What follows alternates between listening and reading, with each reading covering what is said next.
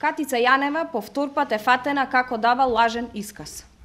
Нешто што е недозволиво и непоимливо за некој што треба да биде на страна на правдата и професионално и честно да извршува својата функција. Катица Јанева е дебело платена со неколку илјади евра месечно, пари на граѓаните, за работа која треба да ја врши согласно законот. Затоа Катица Јанева има обврска и кон медиумите, и кон граѓаните, транспарентно и отчетно да одговара на сите прашања кои се предмет на интерес на јавноста.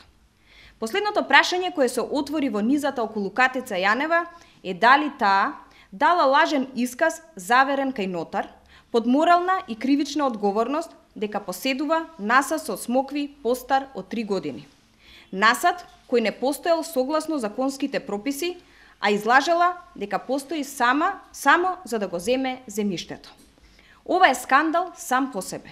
И освен што има простор за кривична одговорност, покажува и сериозен дефицит на морален кредибилитет на личност која треба да спроведува правда. Според пишувањата на медиумите, овој исказ Катица Јанева го дала уште во септември минатата година во обид да добие под закуп 3 парцели државно земјиште.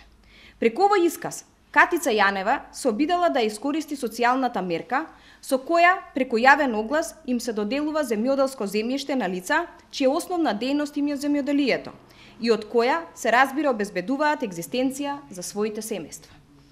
Господјата Катица Јанева на јавноста и должи одговор. Дали е точно дека поседува насад на смокви на целата површина за која тврди во дадениот исказ заверен на нотар, а објавен во медиумите?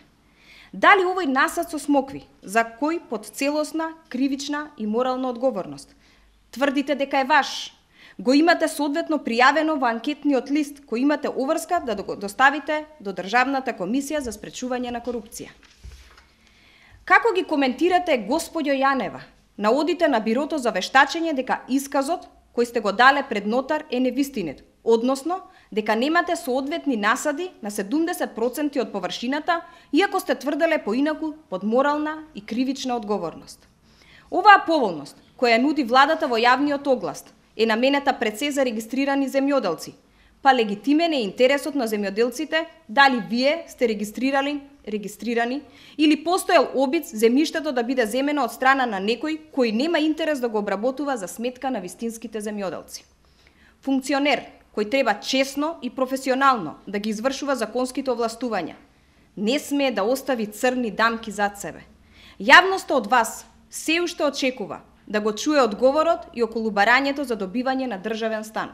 Во тоа барање имате наведено дека немате стан во Скопје, а медиумите објавија дека вие или членови на вашето најблиско семејство поседувате 2 стана по строгиот центар на Скопје и истите ги имате и пријавено. Ваквите дилеми продолжуваат да лебдат. Зашто и е потребен трет стан на Катица Јанева, платен од пари на државата? Што од сето ова досега објавено во јавноста е точно? Време е јавноста да слушне одговори. Граѓаните од своите пари ги плаќаат вашите високи плати и имаат право да ја дознаат вистината. А според нашите информации, има уште многу да се дознава за господјата Јанева и нејзиниот имот и потекло.